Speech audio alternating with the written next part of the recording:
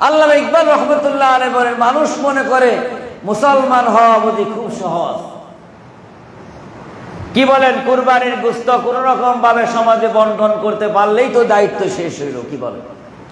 না, আল্লামা ইকবাল রহমতুল্লাহ আলাইহি বলেন, মুসলমান হওয়ার নাম হলো শাহাদাতের উত্তপ্ত ময়দানে কদম রাখা, জীবন কোরআনের জন্য বিলিয়ে দেওয়া, এর নাম হলো মুসলমান। জোরে বলেন সুবহানাল্লাহ।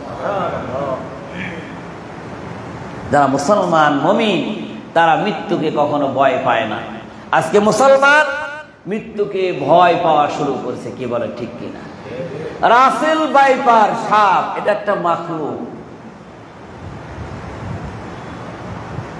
এই রাসেল ভাইপার যেভাবে মানুষ ভয় পাইতেছে, মালাকাল মউতরেও বোধহয় এত ভয় পায় না। কি বলেন?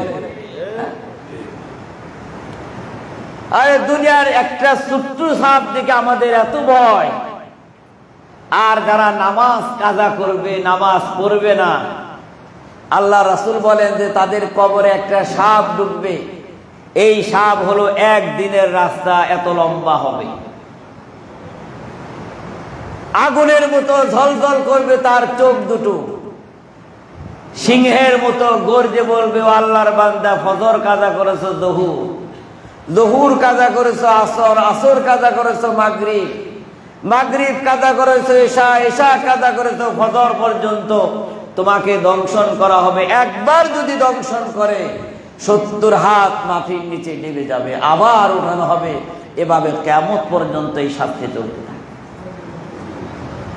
কই ওই সাপের কথা তো চিন্তা করলেন না একবার? ওই ভয় অন্তরে নাই। আমাদের বন্ধু রাষ্ট্র নয়, ছোট্ট একটা সাপই দিছে পানির সাথে। কি বলেন? তাও তো অন্য মাসে পানি দেয় না, এই বর্ষা মাসে একটু দয়া হয়েছে। পানির জন্য এত কান্নাকাটি, যখন বিপদে পড়ে তখন মাঝে মাঝে একটু ছাড়ে। কি বলেন? বিপদ গেলে আর বন্ধুর কথা মনে থাকে না। জোরে বলেন ঠিক কিনা? এই বন্ধু আমাদের আসল বন্ধু না, এটা হলো আমাদের বিপদের বন্ধু। কি বলেন? আমি কি মিথ্যা বললাম?